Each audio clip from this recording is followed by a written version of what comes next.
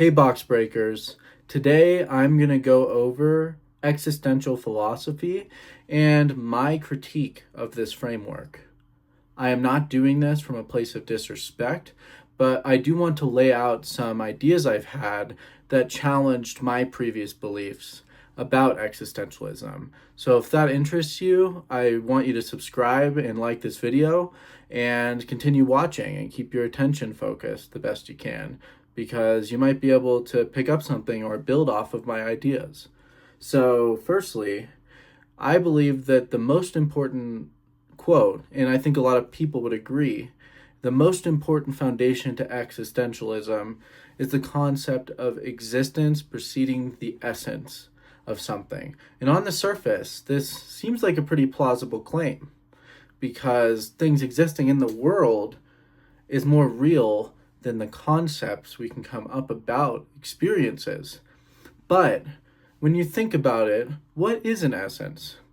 And I was thinking about this and I started to wonder, is the idea of something existing versus not existing itself a kind of essence?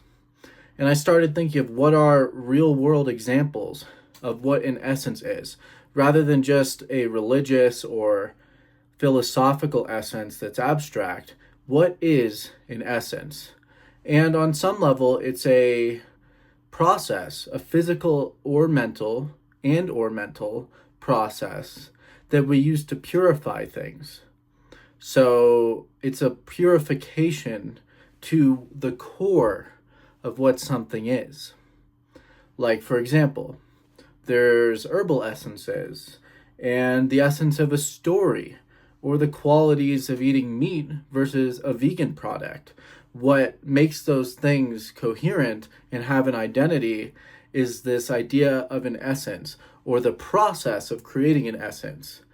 And I started to realize that there might be a strong paradox in existentialism, that deciding between what exists versus what doesn't exist is itself a kind of essence. And that would mean that the idea of existence preceding an essence would be one specific kind of essence being more important or coming before other kinds of essences. Because there's this mental process that you can't separate from these inherited or more religious kinds of essences. And I think that existentialism was trying to get to the core of what can we confront as humans right now? What can we understand about human experience that doesn't depend on a religious or metaphysical foundation? But in a way, paradoxically, it has become a metaphysical and theoretical foundation for all kinds of disciplines.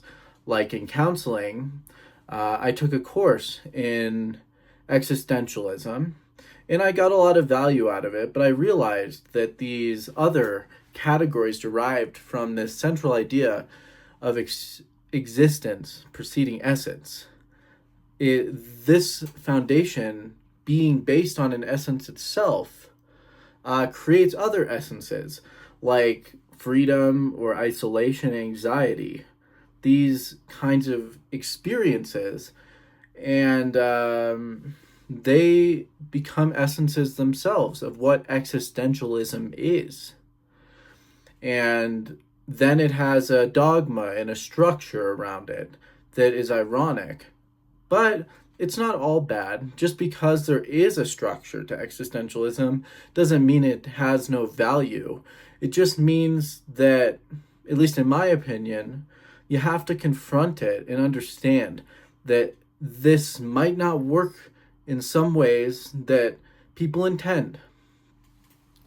Because essences aren't just the ideas of Christianity or Buddhism or Judaism, in these seemingly fixed ideals that people try to apply to their own lives.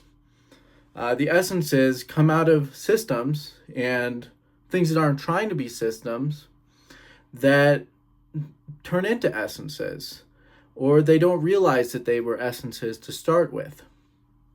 And anyways, I'm going to leave it on that. And I want to hear your thoughts in the comments. Please subscribe if this was even intriguing. I appreciate it. And if you have any suggestions for other videos, put them in the comments as well. Thank you.